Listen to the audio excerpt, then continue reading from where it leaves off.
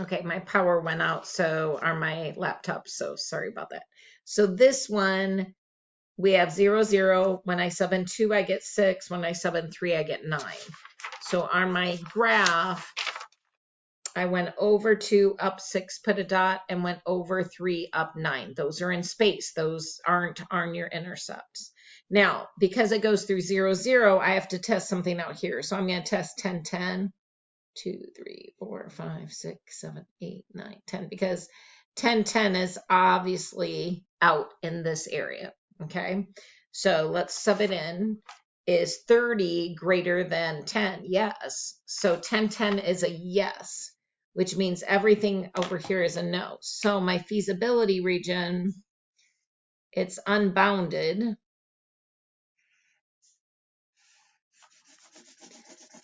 but it doesn't matter because we're looking for a min. Okay, so my corner points are where it bends. So this guy is not a corner point. Do you see how it doesn't bend there? It's only where it bends. So this is a corner point. This is a corner point. This is a corner point. Now, again, if you struggle with graphing, you can use Desmos as a tool. Let's see, where's it at here? All right. So, you can kind of be like, okay, double check to make sure you got the same, corner points that they did. Let's see, did I forget one? I think I didn't do y equals 2. All right, let me put that one in, y equals 2. So there's the other one right there. And then if you wanted to shade, you can use, you can do the shading thing. It just gets kind of complicated, right? So, you could put in your, greater than or equal to's here. And then greater than or equal to, and then what was it? Greater than or equal to in this guy. And these were both greater than or equal to, because you can't have negatives. And this one was 3x was what? Yep, greater than or equal to. All right. So, you can do that, but then you just got to, kind of keep track of where you're at. Okay. All right. So now grab your corner points. Okay. So you should be able to read them off your graph. They're going to be pretty. Make your chart. You're going to only have 3. 1, 2, 3. It doesn't bend there. That is not a corner. Corners are when things bend.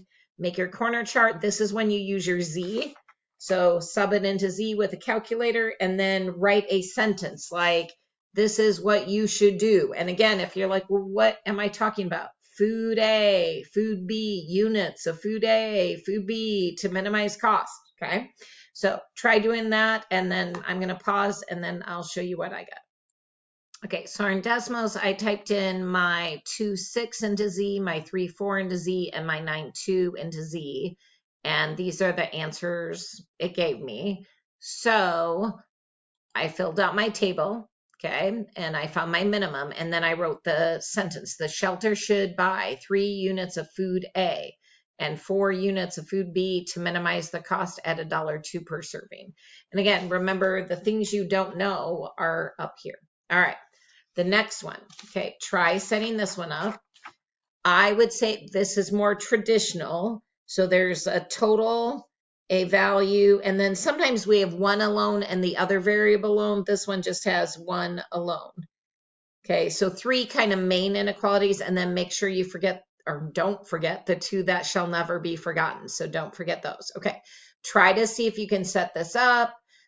See if you can make the chart that you would use with intercepts so that you can graph. Try to get that far. Okay, so, and again, read the end of the story first. You always start with the Z. Get the Z out of the problem. All right, pause, get all of that done. Okay, you don't have to graph it yet, but at least get the inequalities and try to make your XY charts before you turn this back on. All right, good luck. Okay, so I looked for profit. See how that's labeled profit? $12 profit, $40 profit. So I put those up here. The goat is first because that's that one, and then my pig is second. Okay, usually these have a total. So how many animals total? No more than 16. So X and Y, add them up, no more, less than or equal to. Then there's a value. It costs $25 to raise them, $75 to raise the pigs. No more. A budget, you can't go over budget. And then it talks about one by themselves. Let's see, no more than 10 goats. So goats by themselves, no more. And then again, the ones that shall not be forgotten. I subbed in 0, got 16, sub in 0, got 16, subbed in 0, I divided 900 divided by 75, I got a 12 for y, sub in 0 there, divide, I got 36. The x-axis goes sideways, so when x is stuck at 10, it's vertical. Okay, so I'm going to have my chart go, or my graph go by 2s, because you see how 36 is kind of big, and I have all even numbers. So I'm going to go ahead and go by 2s on my graph over here. So the next thing I want you to do is take your graph paper, label it by 2s, try to graph as much as you can, okay? And then shade as you go. And remember, 0, 0 is your test for shading. All right, I'm going to pause. I'm going to do that. See how we do. All right, these two tell me I'm in quadrant 1, so I have no negatives, which is pretty typical. 16 on each axis, so I'm going to put a point. These are both intercepts, so x and y. So I'm going to put it right there. And I'm just going to call it equal. And then I'm going to test it. Is 0 plus 0 less than 16? Yes, that's true. So instead of being up here, I'm going towards 0, 0, because 0, 0 is a yes, which means everything else is a no. All right, the next graph, 12 on the y. And again, that's a y-intercept. 36 on the x, that is an x-intercept. So 32, 34, 36.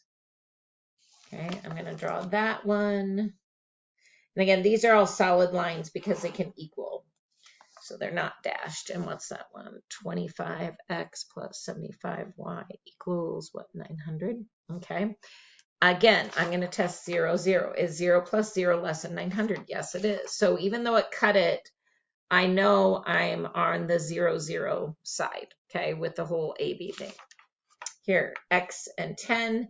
The x-axis goes this way. This is a vertical line through 10. So let me draw that. Again, I'm going to test 0, 0. Is 0 less than 10? Yes. So everything's on the going towards 0, 0, which is right there, right? It's all kind of going in here.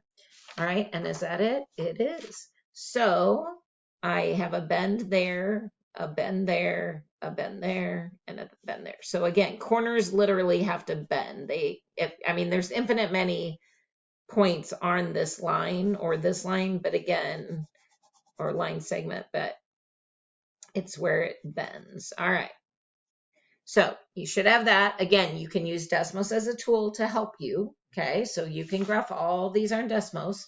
All right. What I want you to do next is do the corner points, do the Z thing, and then answer the question in words. Okay. So pause it, see what you get, and then we'll go from there. Okay. I didn't enter 0, 0 because that equals 0, but I entered 0, 12 into the Z, 10, 0 into the Z, 6, 10 into the Z formula, and 10, 6. And so these are the output from the calculator. All right, so let's go back. And again, you have to include 0, 0 because it is a corner point. It's just boring. So of all these choices, 0, 12 gives you a maximum of 480. So I answer the questions. Okay, Lisa should raise, or she should raise 0 goats because we want X to be 0. And again, if you forget what your X is, we labeled it. It's goats. So she should raise 0 goats and 12 pigs to maximize profit at $480. Okay. So hopefully that helps, and hopefully you feel confident on this, and then we're going to move on to the simplex method and get better at that with pivots and all that good stuff.